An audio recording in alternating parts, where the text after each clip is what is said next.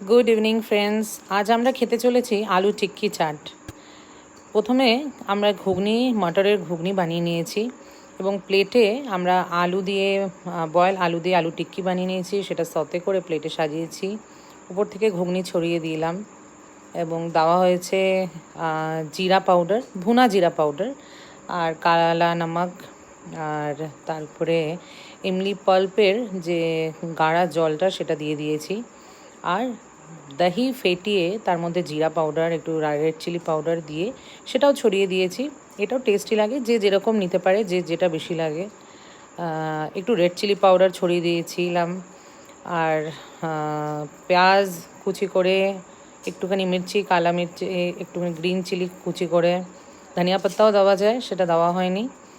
আর তার উপরে আলু ভুজিয়াটা অপশনাল, দিলেও ভালো লাগে। খেতে ভীষণ টেস্টি হয়েছিল, খুব ইয়ামি ছিল।